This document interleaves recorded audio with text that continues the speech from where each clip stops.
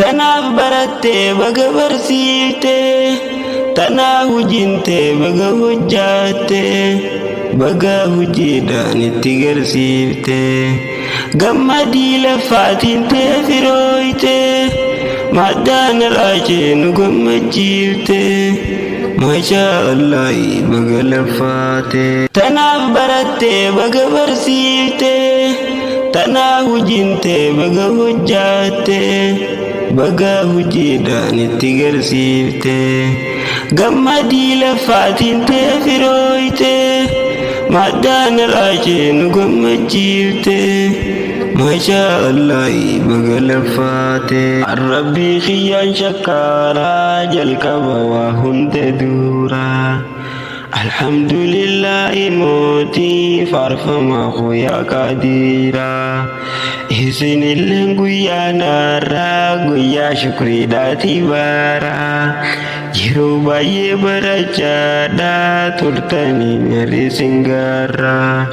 yoom takka haftanii beektan sinqaraatii teessaniirraa, jabaatanii gaanaallee akkanumatti waaraa, kunni maa Rabbii guddaatii isaatu siif tolche jaarraa, kawallaalaan rakkachaadhaa jirus boomee kaatu jira, ati maa Rabbiif gooteetii inni hoomee maal godheerraa, ati maa Rabbiif gootee inni hoomee maal godheerraa, tanaif gamaa gamiitii shukrii isaan dagatinaarraa,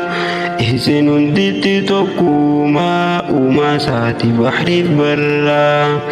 nu hundinuu uumaa isaati tanaaf isuma gabbaarraa. Tanaaf barattee baga barsiiftee, tanaaf hojintee baga hojjaattee, baga hojiidhaan itti garsiiftee, gammadii lafaatiin ta'e firooytee, maddaan raajee nu gammachiiftee, Masha Allah baga lafaatee. Jazaakumullahu khayran sheekha keenya galatoomii, jazaa kee Rabbiin guddaan siif galchaatii hin qabdu maamii, teessee barsiisaa jirtaasii yaachisee wallaallee lammii, bakka guddaadhaan si kaakee Rabbiin kee guddaa rahiimii,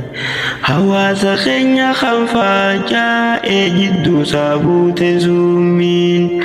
yoonii fi wannummaan takka